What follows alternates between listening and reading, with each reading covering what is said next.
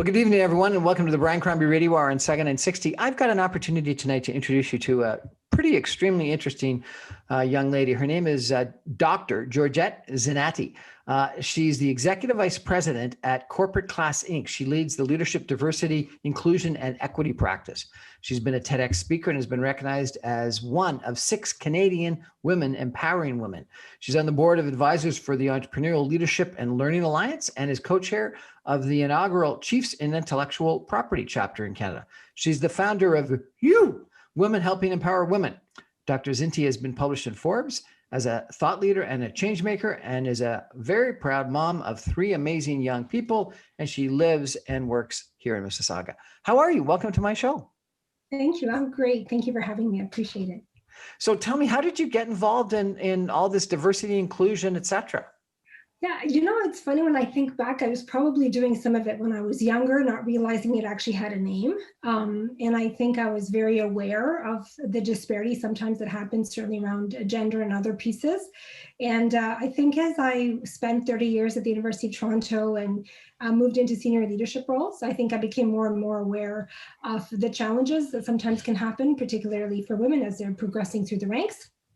And so at one point I decided to do some research in the area, and then did my master's in business, and then went into the doctorate program and focused on that. But in my role, one of my previous roles at the university, I was a member of the senior leadership team. And when I did that, I decided and recognized there was an opportunity for me as someone who had a place of privilege as a member of the senior leadership team to create opportunities. And that's when I started doing things like the Leader to Leader conference, the Women in Leadership program at the University of Toronto, Scarborough. And, they were just so transformative and impactful that I knew that was kind of my area of passion. People would say I'd light up when I talked about it. So I knew there was probably a career change at some point. You were involved in the School of Engineering, I understand. I was, and then before that, I spent about 9 years at the University of Toronto, Scarborough, and as a member of their senior leadership team. And I did a lot of work at that point around the leadership piece, growing the program and for fundraising and development. And it was just such a great campus because it also happens to be my alma mater. So it was a great opportunity to be there because I was there during the Para-Pan Games as well. So it was a great time to be at the UTSC. That's got to be a heck of a commute from Mississauga across to the University of Toronto Scarborough. It was, but I will tell you that I love the job. It was a great group, and it was a great role because I was able to come in. There was nobody in the role before me for about 7 years as executive director, so it was building something from the ground up. And we just had such a great team of people, and it was a great story to tell, and there was just tons of opportunity to do better. And I'm just still amazed at all the great work that they continue to do, and I'm so proud of them. So it's great. At the University of Toronto, you won something called the Stepping Up Award. What was that? So that is an award recognized for creating innovation and working towards some of the goals that the university had. And so, I received that award a few years back, along with some colleagues, for some innovative stuff we were doing around our students, recruitment and programming that was a little unique and actually changed the course of some of the things that we had done. So it was great to be recognized. And you established and spearheaded the annual Leader to Leader conference. Tell us about that. Yeah, so it was interesting. I was sitting at a meeting of executives, and they kept talking about the word, we need leadership, we need innovation, and that word kept getting thrown around. And I remember just thinking on my long drive back from Scarborough to Mississauga, thinking, how do you show leadership? How do you show innovation? And I just remember thinking, well, what if I created a conference and then shone a light on some of the great alumni that we had, that weren't just people that talked about it in theory, but actually were living it every single day. And then we created this conference. It started as a 1 year, and it ran for about 8 years, the entire time I was there. It was a lot of work, but it was a labor of love. And it was a really transformative for people who attended in so many ways. The alumni that participated loved it. They were able to see the changes in the campus from when they were there 30, 40 years ago. The quality of our students, the questions they would ask, outstanding. The speakers we would bring in people from various sectors, and it would be a full-on day, but it was really wonderful because it wasn't just like one theme. In my head, there was always a theme when we would put the conference together, but throughout the day, there were multiple sessions. And it was just, not only did it shine a light on how great the University of Toronto Scarborough was, and our students. It also actually became a great opportunity for us to engage with people that were prospective donors who came in and said, how can I help? How can I support my alma mater? And then it really became a great vehicle as well for raising money. So it was a win-win-win. What and then is we transformed. Yeah. what is Corporate Class Inc. that you're now the EVP of? Yeah, so Corporate Class Inc. is a company that's been around for about 30 years. And it's a company that really focuses on executive leadership training and training in terms of, and we do a lot of coaching and so forth. And so we're one of the few companies that actually focus on something called executive leadership presence, which is considered the gold standard in the leadership space. So it's a unique way of learning leadership, and the programs that we offer, quite frankly, are outstanding. As someone who spent 30 years in an academy, I can tell you I've taken all sorts of different training, but what attracted me to the company was just the extraordinary quality and the company that we keep. So we have, outstanding Fortune 500 clients, we've got governments, we work with academic agencies, but we also work with smaller companies. So it's really, it's really fulfilling work, especially when you can take someone from, thinking that they can't, and turning them into someone that they actually can, and they can see the potential of what they have and what they can do, what they can achieve. And you did a TED Talk Yeah, on how to deal with the impossible. Yeah. So tell me, please, how do you deal with the impossible? Yeah, so my TED Talk was, the theme at the time was called Ellipsis, and they wanted us to talk about, or, originally it was going to be more about the women piece and my research, and then there was other people doing that. So they said, could you talk about being an immigrant and maybe then tie that in a little bit? And so the title came from a question I was asked during an interview once. A very, I'm going to say, inappropriate question. I was being interviewed by a panel, and partway through, the gentleman sort of leans back and says, well, what's your background? And you're not supposed to ask someone like their ethnicity. So I said, my undergraduate degree is in English and political science. And he said, where are you from? And I said, oh, I grew up in Oshawa. And so then he just got frustrated, I think, and kind of leaned back and said, how do you deal with the impossible? And I sort of laughed and said, well, I don't think anything's impossible. I said, I probably haven't thought of a solution yet. And he actually rolled his eyes at me in the middle of an interview. And I sort of smiled and said, I'm sorry, did you just roll your eyes at me in the middle of an interview? He said, oh, did I? And I went, well, you kind of did. And I said, let me just explain why I said what I said. And so I talked about things that I had done at the university that seemed impossible. And I talked about how, as a team, we had a vision, we had plans, we put things into place. And so anything that, taking a department from the bottom of 9 and turning them into the top 3 within a 3-year period was unheard of. But I had lots of latitude, and I had a great boss who said, run, do what you think is best. And we were able to achieve these things. So I said to him, maybe I can't put a man on the moon by myself, but I could probably figure out who I needed in the room to be able to do that. And so that was sort of my example. So my talk was very much about, your abilities, believing in yourself, figuring out who you are and knowing who that is, having the confidence to call out bias when it happens as nicely as possible and using that as a teaching moment. And then I talked a little bit about my research and the statistics of, the fact that women are underrepresented, and the fact that I think, nothing is impossible if your perspective is right, and perspective is so important. So. Absolutely fascinating. Well, this is going to be an interesting conversation tonight. I can tell. Dr. Georgette Zinaty is going to come back with us just after a quick break for some messages. Stay with us.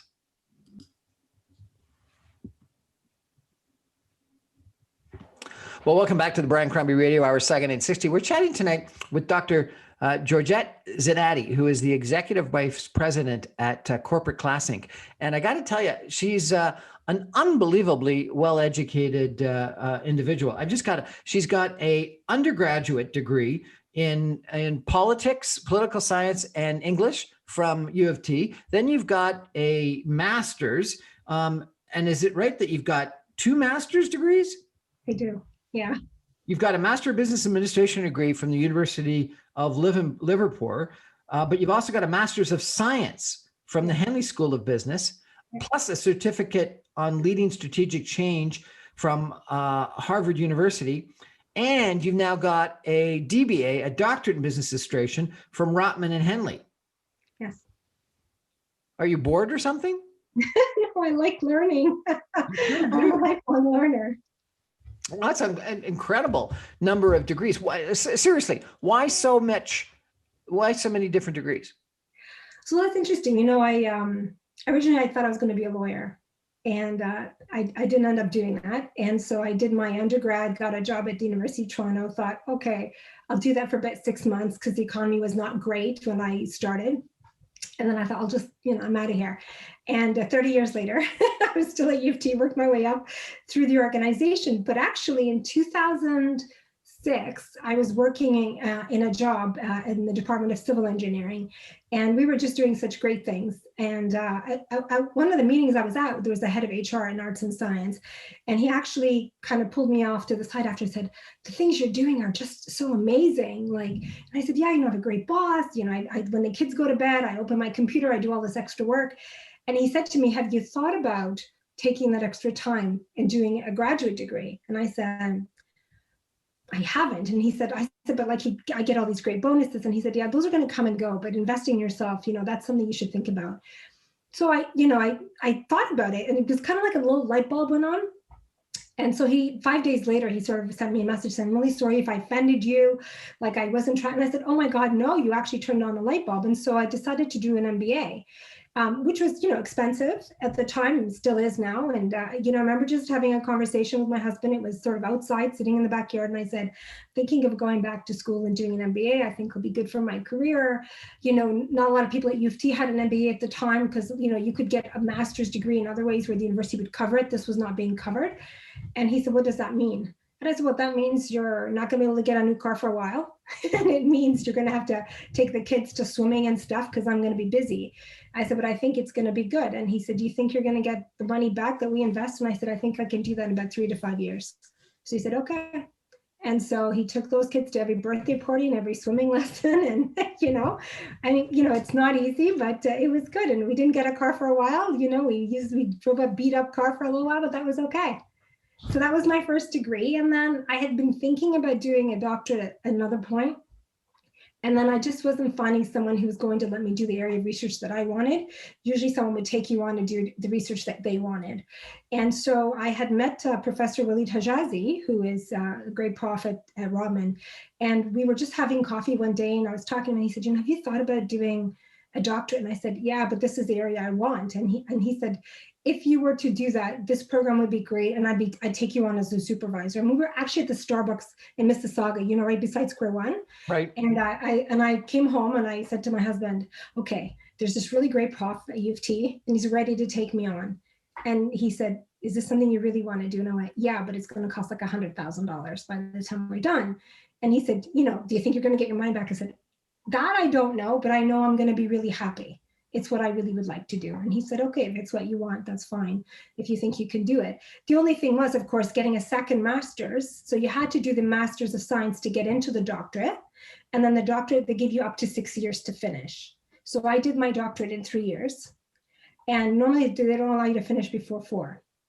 So then about the 3-year mark, I was ready to submit and they said, no, you got to wait another year. And I went, no, I'm not waiting. And I think I'm good. This is really good. So I basically said, why don't you read this? And if it's not as good as I know it is, we'll have that conversation. But I'm actually asking for an anomaly adjustment on the timeline. And, to the credit of my professor, who was very supportive, they did that. And so I defended in November of 2019. You did a doctorate in business. Yeah. Part-time in 3 years. Yeah. I don't sleep a little bit. Oh my God. Your husband must be just an angel, the most supportive guy in the world. He's pretty good. Yeah, he's pretty good. He's very proud for sure. Unbelievable. And tell us, what's the difference between a DBA and a PhD? So it's a very blurry line. I would say PhD is much more theoretical, although I would say this DBA, it was all like, if you saw the review that we had to do, it's a 400-page document, right? So it's significant. It's, I'm not sure that I can explain it perfectly well. I would say probably my stuff and the work that I did is much more applicable to the workforce and the workplace. So my research was very much, I did 2 streams. So my doctorate, actually, I had like two studies in one, and I probably could have just done one, but I wanted to do two. So the first study was looking at 10,000 people from the same institution, same graduates from the same institution, and looking at them over a 50-year period, and looking to see across 26 sectors if there was a disparity between men and women in terms of positions they held in various organizations. So those are like a lot of data points and data sets. And I did regressional analysis, and it turns out, regardless of whatever sector you looked at across Canada, there was always a gap between men and women, regardless of sector. In what? In position, in wage, in what? In position. Wage I didn't have access to, but in terms of positions based on the titles that we had of the jobs, we looked at organizational structures. So I would even say in places like education, like if you looked at even teaching and teachers, where women were 75% of that population, the segment that I had, the 25% of men were still in higher level jobs. They would have been the principals, or they would have been heads of departments compared to the. Did you conclude why? Well, I mean, there's obviously systemic barriers, and we know that, and that's in the literature for sure. So that was kind of interesting because it kind of revalidated stuff. I will tell you what was interesting is where we had data in terms of graduate degrees. So if women had an MBA, for example, that actually narrowed the gap just a little bit between men and women. So it actually gave women a competitive advantage, particularly in the consulting industry. So if you're a consultant and a female with an MBA, the gap between a man and a woman was much smaller than in other. Why the MBA rather than like a master's in something else? Yeah, I think the big thing is the financial acumen piece. So, women tend to be in jobs that don't always necessarily have the financial acumen, which is when you look at CEOs and C-suite level jobs, you got to have financial acumen to be able to move up in the organization. So I think the MBA sort of provides the context for that and allows women to move up. Why is diversity and inclusion so important to you? Why is it your passion? Yeah, probably because it's my life. I've lived every day. I came here as an immigrant. I was 6 years old. We came. There was war in our country. We came here as immigrants. I grew up in a small town Oshawa, not that small, 130,000 people at the time. Wasn't particularly diverse, I would say. There weren't a lot of people with my background that spoke our language, and so I think partially that. I think partially, I just believed that I could do anything I wanted to do if I wanted to do it. And I managed to do some pretty decent things, I think, in my life so far. And so for me, it's really important to ensure that other people have those opportunities and see themselves as that. And I think just for me, I've always also cared very much about people and making sure that, that we all have access to the things that we should have access to. So it's kind of just part of the DNA that I've had. And I think it's something that I care about. And I think also I'm lucky enough to have been in positions where I can make a difference and have a voice. And so if I'm going to be able to have that, then I'm going to use it to my advantage to take down some barriers and create opportunities. What is the difference between in your title, diversity, inclusion, and equity? Yeah.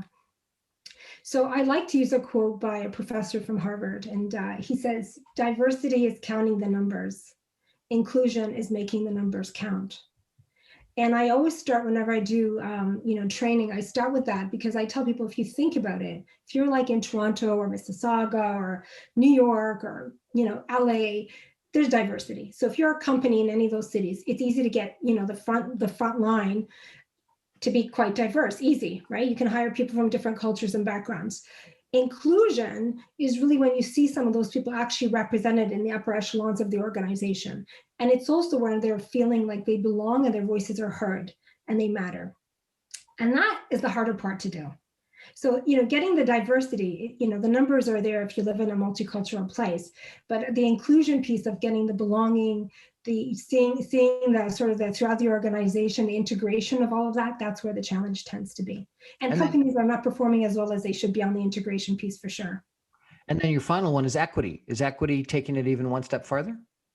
Well, there's a lot between like equity and equality and then justice, right? So there's this whole idea of, we all have the same tools. Right. And then I use this image when I do my presentations of, if you're trying to watch a baseball game and there's a fence, right? So, you've got a tall person, a medium person, and a short person. So giving everyone the same level to stand on, that's you were talking about, well, we want to make sure that everyone has the same tools. And then there's the other piece where you are going to give people different levers so that we all have, we can see the game but there's still a fence in the way.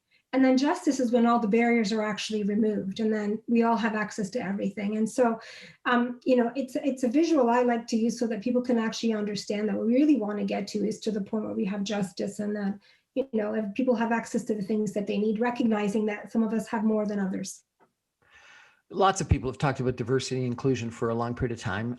You've recently written a Forbes article about what's wrong with our training. What should we be doing? Well, what's interesting is, and I get this in some of the work that I do. So, we get companies that call and they want diversity and equity training, and particularly after last year and everything that happened with George Floyd and other issues south of the border. But what's interesting is sometimes we'll get companies that'll call and say, okay, we just want 1 hour, or we don't want you talking about racism, or can you do this, but don't talk about this. And, I smile and I think, well, you can't be talking about diversity, equity, and inclusion without talking about some of the difficult topics. We have to talk about those, but there's a way to do them thoughtfully. And just doing training is not enough. So if you think doing a 1 hour session, you've ticked off the box, congratulations. Bravo, that's what you've done. Now, if you actually want to have change in the organizational culture, in the thinking, you have to do a lot more of a deeper dive. And that's where I talk about taking good intentions and moving them into implementation, and then the integration piece. So you have to take all of these good things that you want to do, that you're committed to around diversity, equity, inclusion, not just a statement on a website, not just the policy you put into paper, but how do you take all of those good things that you really want to do, and then how do you make them actually happen in the workplace? And the implementation piece is a challenge. And it's even a larger challenge because often what happens is people dump it on HR people. And HR people are not diversity, equity, inclusion experts. They're people who know policies, they know the rules of their province, their city, their country, their state, whatever it is. And they know how to, risk manage and make sure that people are adhering to policies and all of that. And, if someone's going to get fired or terminated, they know all the rules around that. So people will think of them as the DEI group because that's where the hiring happens. But, they're not necessarily the people that are changing policies or affecting them. So I think there needs to be a lot more work around the implementation piece. What does that look like? What do the policies look like? What does promotion looks like? Even when you're hiring, I tell people when you're hiring, what does the job description look like? Where are you posting it? Is it automated? Does the algorithm actually have a bias in it that you don't even realize that there is? It takes out really good people without thinking about it, right? Who's on the hiring committee? What do those people look like? What do the questions sound like? Are they inclusive? Are they not inclusive? Are you asking something of someone that may be inappropriate or may skew the answer in a way that you're not even thinking about? And then, what are the dimensions that you're actually, looking to track, and what do they look like? And are they the right dimensions that you should be measuring? So there's all these pieces on the implementation side. And then the integration piece is then how do you take some of that information? How do you take some of the good feedback that you got? How do you ensure that it's built right through the entire organization? And it's got to be led also from the top. Like you got to have the buy-in, not just from one person, the entire leadership team. So it takes work. It takes a lot of work and commitment. I love your line about diversity in the numbers. The line that I liked was diversity is getting invited to the dance. Inclusion is being asked to dance. Yeah, and that's great too. And you're right. I mean, it's being involved and feeling like the belonging. It goes back to that whole point of you've got to feel like you're there. And we know people who feel valued and feel belonging and feel respected at work will work harder. You'll have their loyalty, their performance is increased. So it really is worth doing. And McKinsey's done a ton of work on, the ROI around having more diverse teams. We know it. Because they come up with new ideas, better ideas, different ideas. And Brian, my whole comment is the world has become more and more global. Right? Our world is more interconnected than it was 34 years ago. Like with the internet, we're Zooming. You can Zoom with anybody in the world and talk these days. And you've got to do business. If you're selling a product and you want that product and that business to grow exponentially, you have to be able to sell it, right, around the world. Well, if you're not thinking about all the diverse, different sort of marketplaces that you've got, how are you going to succeed? And our own cities are diverse now. Like Canada has so many people and cultures. Even Mississauga, the number of different languages and cultures that we've got in Mississauga are amazing. So if you're going to sell a product or an idea, it's got to resonate with a diverse group of people. So it's become more and more important than ever.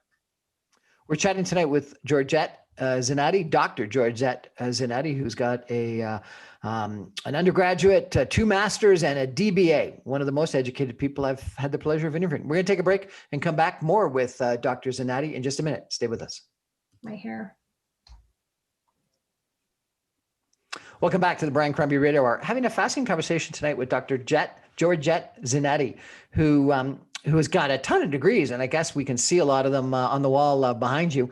And I won't ask you when it's all enough, because I've been told that that's an inappropriate question to ask. You told me that just a couple of minutes ago. But Doctor, what drives you? Why are you so interested in all these degrees and all this work? I love learning. So I think just natural curiosity, always been a bit of a learner, bit of a geek actually.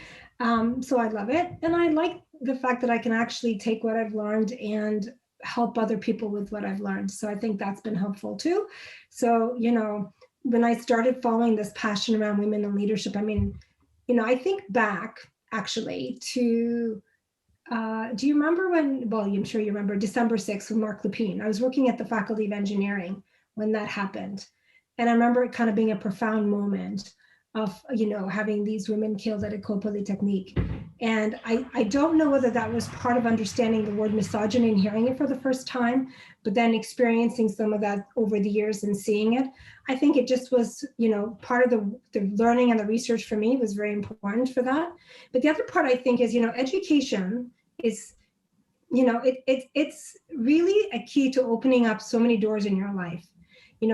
So I think for me, I love learning, but I also know and recognize that the more educated that I had, the more doors I was able to open for myself, more pivots I could make with my career, more opportunities I could to help other people. And so for that reason, I think, I love learning. I like reading. You're an immigrant. Yes. You're female. You specialize in diversity and inclusion. Have you been subjected to sexism or racism? Yes. I would say more sexism than racism for me. Although, sometimes that stuff happens like a microaggression. The sexism, I would say, was probably more blatant. The racism was probably more on the microaggression level. How'd you deal with it? Well, I've learned to deal with it better. I certainly, I experienced it not that long ago. I experienced it, in that interview I mentioned to you earlier, but also I was presenting, not, I'm going to say maybe 7-8 years ago at U of T. And I was presenting as the executive director. And so you can imagine members of the senior leadership team, one of the few women on the senior leadership team. I was talking about the work that we were doing and advancement, all my relations, et cetera. I prepared really well. I made sure my presentation kind of was on point. I had the right contact. I worked with our principal and said, am I hitting all the right points? So my colleague, who was a male, presented before me, and then I presented my stuff. And first question from the audience was an older gentleman. And his question was, what are your qualifications for your position? And I just heard like people gasp and murmur. And then this was live streamed, if you can imagine. And I hear the chair in the mic go, did you just ask her for her CV? And my brain is like miles a minute. And part of me, of course, wanted to say, I'm sorry, you didn't ask him that question. But I actually have learned to take diverse, challenging moments and use them as teaching moments. And so I smiled and said, thank you for your question. Let me tell you a little bit about me. And I used 3 to 4 or 5 minutes to talk about how awesome I was, how I walk on water, how I basically, took this department, turned it around, did this, did that, did this. And then I smiled nicely and said, did that answer your question? And he went, yeah, thanks. I said, no, thank you for asking. And so then we went on to the real business. And, I tell this story because it's sort of funny because I had a BlackBerry at the time and all the phones were off, and then they went into camera after. So when I left, I had to give the clicker back to the principal and he goes, great job. And I go back out and I turn on my phone. It's just blowing up. Brian, it's blowing up. And people were like, oh my God, you handled that so well. And I can't believe he asked you that. And it was just all of these messages of support saying like, what the heck? And so I tell people the story and I tell women the story because I say, I could have been, I'm sorry. And I could have been very defensive and I would have had every right to have been. But instead I used it to elevate me, to increase my market value and to kind of say, I'm going to single him out, but in a nice way. And he didn't look so smart and I look pretty great. So if we can use the negative and turn it into a positive, then I think we should do that as often as we can. And with a smile, no less. Some females in senior leadership positions feel like they've got to dim their femininity. Yeah. What do you think about that? Well, I mean, I think it's tough. I think it's tough because the data tells us that, women are supposed to be a bit more aggressive. We're supposed to be more, we need to have the confidence, we need to have this, but then but we don't want to be men. I'm not, so it's that walking that fine line of how are you defining feminine. So I would say it's less about being feminine per se, and more about being who you are, your authentic self. So if that means that you're more compassionate, if that means that you're got humility, if that means that you're going to be a good listener, if that means you're going to be a bit more thoughtful in a conversation and you want to call that feminine, okay. I'm not talking about how someone is dressing, I'm talking about who you are as a person. And so, for me, it's more important to come in and be your authentic self. And that, I think, is the game changer, because we do know that the leaders that are most successful, particularly, and the data is showing more and more that the old way of thinking about leadership, that sort of command and control, is no longer viable. We need people who are compassionate, we need people who understand, and we need people who can listen and lead in times of chaos. And so that's really important. And if that means that it's a feminine voice, then so be it. Have some of the efforts in regards to diversity, particularly in regards to females in the workforce, taken a back step because of COVID-19? I think about so many females that I know that are taking on sort of the bulk of the home schooling role. A lot of it's just been a challenge, I think, for a lot of people. Yeah. So the numbers are staggering, actually. I was reading a report actually just earlier today that said 64%, there's been an increase of 64% of women leaving the workforce between February and October of last year. So that's a huge number. So men are increasing, the women are decreasing.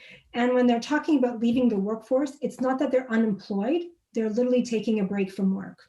So part of that has been, their industries have just been shut down if they work in a lot of, the female industries. So it could be in retail, it could be in the arts, it could be in a lot of the service industries. And so they're taking a hit that way.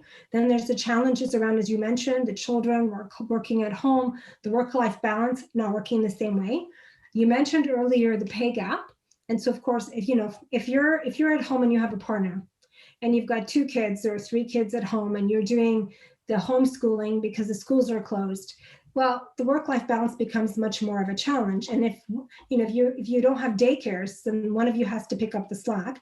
And if he's making more money, and we know that's the data, the pay gap tells us that that's where the data is, then women tend to take a back seat.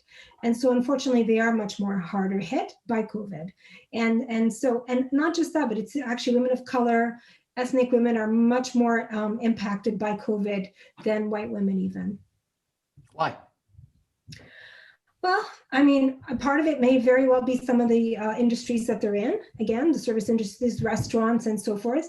The other part of it is I think there is bias in the system. And so, when we are looking at people who are being exited or, writing people out of jobs, that's where we're seeing it. I mean, the data's there.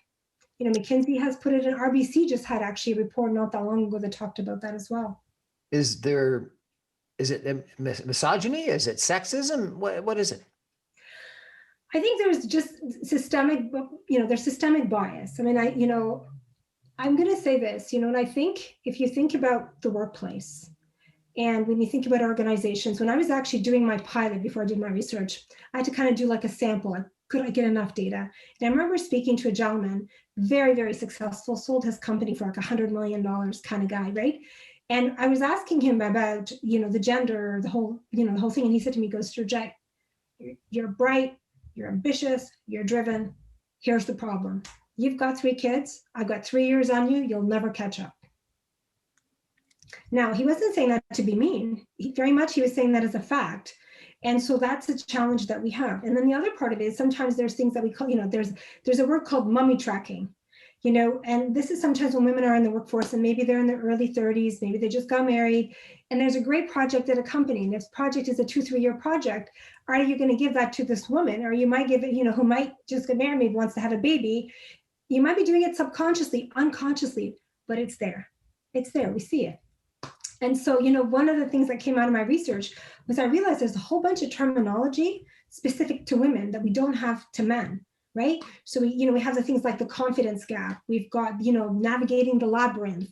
We've got the glass ceiling. Well, none of those words apply to men, right? Mommy tracking, we don't have daddy tracking, right? You don't have these words. And so it's systemic bias, absolutely. And it's there. And, But let me challenge you there for a second, because you said for yourself that you needed to have a husband that was going to take the kids to all of the stuff, and so therefore you did need an unusual amount of support from somebody. Yes, I did. I had a great husband, and so one of the things that I tell women when I'm, and I'm even young women, I say, think about who you end up with. You want to think about, it's great to be in love, but you also have to think about early on, it's not the color of the bridesmaid dresses on the flowers. You need to have difficult conversations when you're dating, difficult conversations with whoever you end up with, right? So I knew I was driven. I knew I wanted to do stuff. When we were dating, I said that. I mean, there would be, I'm sure I probably scared a few people away, but that's okay. But I remember when we were dating, I said to him, I am going to outperform probably any man I ever end up with. And I'm going to do, I'm going to have a career and I want to do all these things. And if you're okay with that, great. We're married. So we've been together 27 years. So I think he was okay with it. But, but part of it was, I think he admired it. He wasn't, it didn't scare him. And so I think, but also every decision we've made together. When when I wanted to do my MBA, when I wanted to take on a job, and I said, it's going to be a big role. It's going to require more work. We would talk through it. And he'd say, yeah, I think you could do it. I think you don't talk yourself out of it. I mean, so it's great that I have that. So I'm lucky that way. But I also know that when I was 21 and when I met him, I mean, we had these conversations. It wasn't like I went in blindly going, oh, I'm so in love. And that's it. I knew what I wanted. To come back to your problem, and it's wonderful that you've had this situation, but come back to the problem. If you want to give that female the job, but she doesn't have a supportive spouse. Yes. She needs to have those conversations at home. So I'm going to tell you the issue I have, and I have a lot of women that I talk to about this. I get that. I get, he's not that supportive. He's not that helpful. And I say, you have to have these difficult conversations. You have to. I mean, because if you don't have them, then you're going to be miserable. And the more miserable you are, your marriage is not going to be sustainable. You're going to have a lot of resentment. It's not going to work out. So you guys have to have a happy medium at some point. So even if he's making more money, right? Your career may not be making more money now, but if you really want to have a career, you're going to have a happy medium. It's called a partnership. It's not called this. It's called this. It's a partnership. It's a marriage, right? He's not hiring a nanny or a maid. He's hiring, like, you're married. It's a partnership. So you've got to have those conversations and revisit them often. It's not just a one-time conversation. It's an ongoing, because, if the tables were turned and he wanted to do something really great, he would have my full support. And I would tell women the same thing. If you've supported his career and it's time for you, then you need to have that conversation, right? Because it's not good for the relationship long-term. We're chatting tonight with Dr. Georgette Zinaty about diversity and inclusion. We're going to take a break and come back with some concluding comments in just a minute. Stay with us. Welcome back to the Brian Crombie Radio Hour. Fascinating conversation, I think, tonight with Dr. Georgette Zinaty, who has got an undergraduate in English and political science, a master's in something, an MBA, and then in addition, a DBA, a doctorate in business administration, that really specializes in diversity and inclusion. And that's what her topic was for her thesis. Absolutely fascinating. She works for a company that specializes in leadership, diversity, inclusion, and equity today. She's a TED Talk speaker. She's been 30 years with the University of Toronto in numerous different functions. What an impressive background you got. And now I understand you've launched something for women called FEW or something? Woo! Yeah, it stands for Women Helping Empower Women.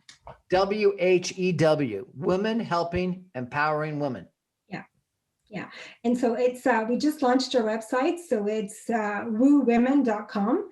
And the whole point of it was, it was my little joke, my little story is that I tell people for my anniversary a couple of years ago, we were going to take this big trip and that never happened because my husband's dad was not feeling great. And we thought, okay, we'll put it off. And he said, we'll go in 2020.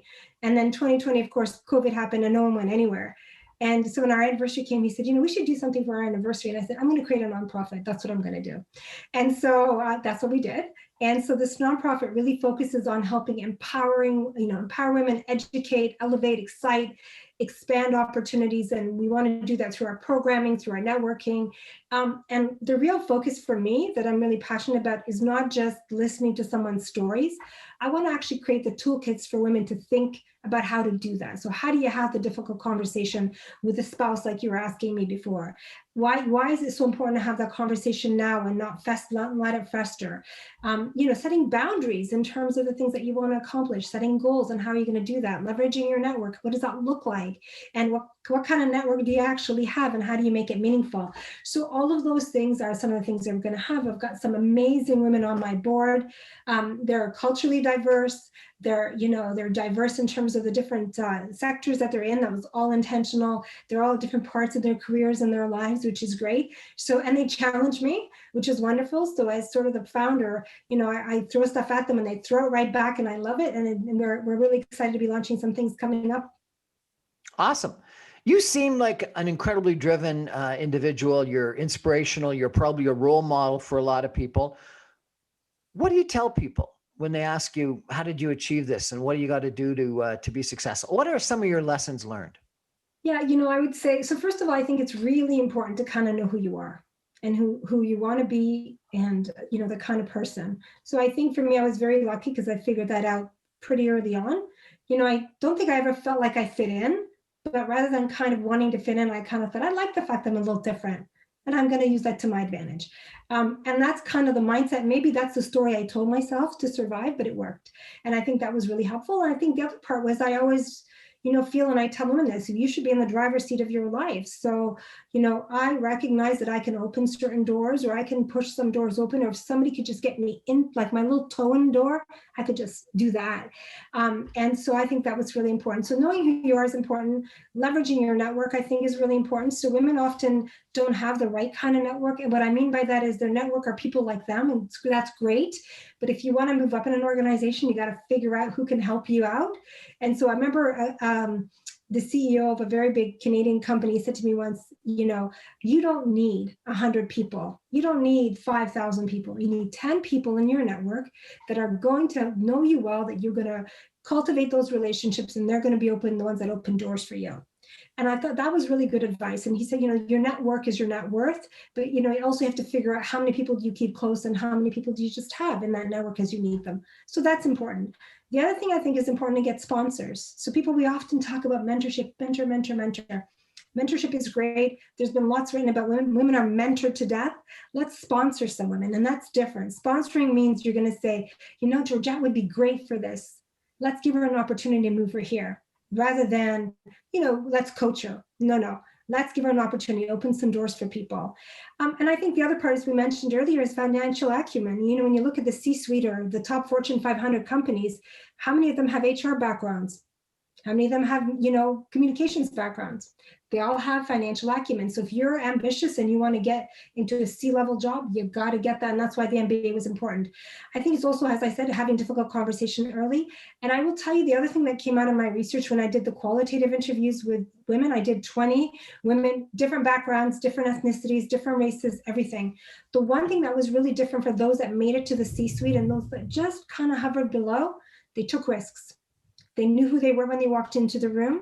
They never walked into a room thinking I'm a woman or a woman of color or whatever. They walked in thinking I am excellent at what I do. And that's what walked into the room. And that's what translated. And that was the difference for them. And that's how they got to the top. And so I think all those things are lessons that are important for young people to know and any woman to know. Some of the females that I speak with say that women can be their biggest obstacles, other women. So that was one of my aha moments. So I don't know if I was living in a bit of a bubble, and I think I experienced it.